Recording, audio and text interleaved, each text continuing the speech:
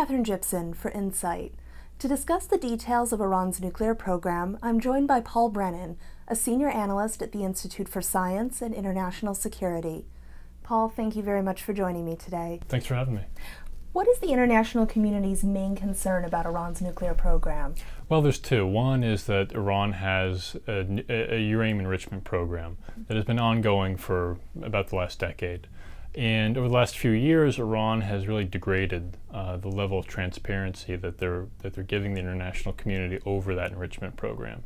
And that causes concerns within the international community because if Iran were to expand its capability to enrich uranium more quickly, it could theoretically break out, as we call it, and make nuclear weapons very quickly. The other element to Iran's program that is of concern is a past military nuclear program that existed in the 80s, throughout the 1990s, and then the early 2000s. And the question now is, did elements of that military nuclear program exist beyond the early 2000s? And that's an open question right now. Iran claims that its nuclear program is for peaceful purposes and that it has enriched uranium to less than 5%.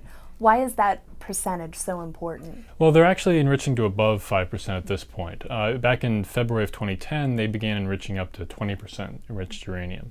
The 3.5% enriched uranium that they do right now at Natanz is of less of a concern than the 20% because the 3.5% is so low. With the 20% material, that's more like going 90% of the way towards making the highly enriched uranium in terms of work done. So both amounts are concerning, but at the same time, Iran is constrained from breaking out and making nuclear weapons.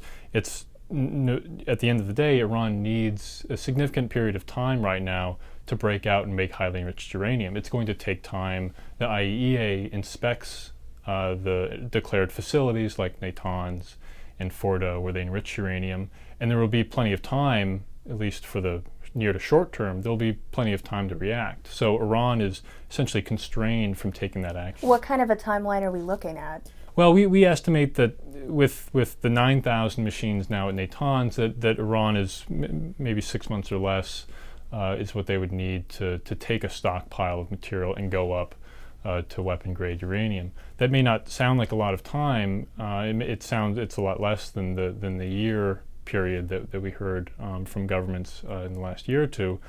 But nevertheless, that's still a lot of time. If Iran were to break out, it would invite swift sanctions, and they have to worry about military strikes. So as long as it still takes Iran that much time to break out and make highly enriched uranium, I don't think that they're going to actually do it. And what process do countries typically developing a peaceful nuclear program have to follow to remain in line with the international community? Well, they have to do a lot of things. They have to remain transparent. They have to answer IAEA questions, things that Iran hasn't done recently, at least not to the satisfaction of the International Atomic Energy Agency. Iran built a very large enrichment facility for making 3.5% material, at least that's what they're making right now, at the Natanz uranium enrichment facility.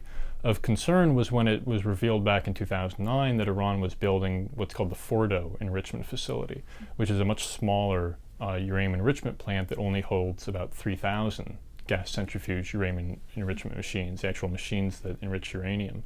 Such a small facility being built so late in the program after the larger facility was built raised questions about the intention for the Fordo enrichment facility. And the concern was that the Fordo facility was built originally with an eye towards making highly enriched uranium.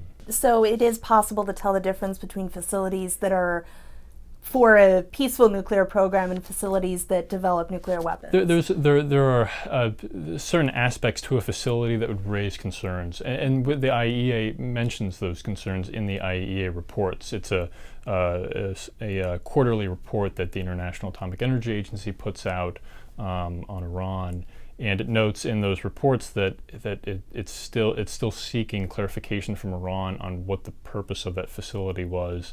And how that facility, the Fordo facility, fit in with the rest of Iran's uranium enrichment facility. And those concerns were raised, I'm sure, because it was such a small plant that would be better geared towards making highly enriched uranium than supporting a nuclear power program.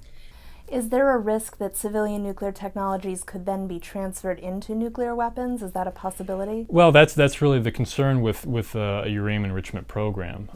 It's a lot of the same technology. The difference between the 3.5% material, the 3.5% enriched uranium that Iran makes now at Natanz, and 90% plus material that Iran, that a country would want to make nuclear weapons with, is really just enrichment work. And so it's a lot of the same technologies crossing over between that would be used in a civil program and in a military program. So Iran has all the material it needs to produce nuclear weapons? That's right. Right now, Iran has everything it needs to make a nuclear weapon. The difference is what its intent is and what it's actually going to do in the future. And the way that the international community is trying to settle those concerns is through what we call the P5+1. It's a negotiating body made up of major world powers and Iran, where the entire goal is essentially to seek a peaceful resolution to the Iranian nuclear issue.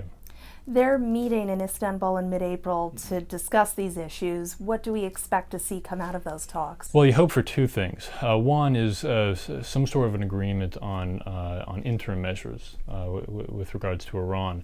The growing stockpiles of 3.5% material and 19.75% material, and the expansion in Iran's uranium enrichment capability raises concerns in the international community in the near term in terms of fears of Iran breaking out and making nuclear weapons. So some of these interim measures to lower the pressure and lower the temperature on the situation would be shipping out some portion of the enriched material out of the country, getting Iran to agree not to make any more 19.75% material. These sorts of things that are really temporary measures, but they do a lot to lower the temperature on the situation and essentially buy time for a longer term negotiated solution. And that's the next thing that hopefully the P5+1 talks will make progress on, is seeking a larger lasting negotiated solution to the Iranian nuclear issue. Well, thank you very much for your time. I appreciated speaking with you. Thanks for having me.